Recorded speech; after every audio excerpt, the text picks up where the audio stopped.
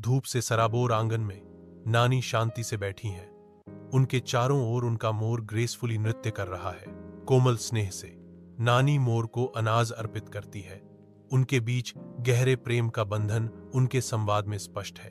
दिन की गर्मी में नहाते हुए नानी प्यार से कहती हैं, तुम मेरे सबसे प्यारे मोर हो। शांत आंगन में दादी अपनी खाट पर शांति से सो रही हैं, जबकि एक तेजस्वी मादा मोर शान से परेड कर रही है, जिसके पंख सूर्य की कोमल चुंबन के नीचे चमक रहे हैं। आंगन में अचानक शोर मच जाता है जब एक नर मोर दिखाई देता है जो अपने जीवंत पंखों का प्रदर्शन करता है। साथ में वे विशाल नीले रंग में चढ़ते हैं।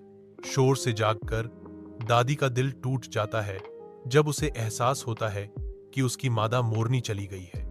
मेरी मादा मोरनी कहाँ गई है? शांत आंगन में दादी बैठी हैं। उनका चेहरा दुख का एक कैनवास है। एक मोटा पक्षी उतरता है, अपने पंजों में एक सुनहरा कटोरा लिए हुए उसे दुखद दादी को सावधानी से सौंपता है। दादी मुस्कुराती हैं, आखिरकार पक्षी के गहन संदेश को समझ गई।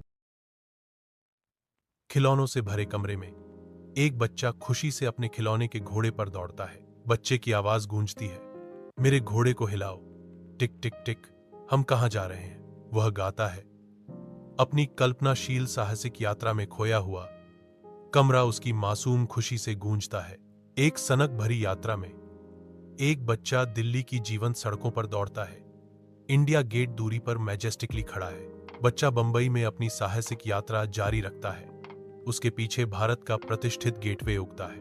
बच्चे की यात्रा कलकत्ता की ओर बढ़ती है, जहां हावड़ा ब्रिज नदी के पार भव्य रूप से फैला हुआ है और वह और फल एकत्र करता है। चमकदार रोशनी वाले बच्चों के कमरे में एक बच्चा खुशी से अपने खिलौने के घोड़े से उतरता है। छोटे हाथों से फैला हुआ बच्चा अपने माता पिता के पास जाता है, फल का उपहार लेकर। ये तुम्हारे लिए है, बच्चा चिल्लाता है। उसकी आंखें मासूम उदारता से चमक रही हैं।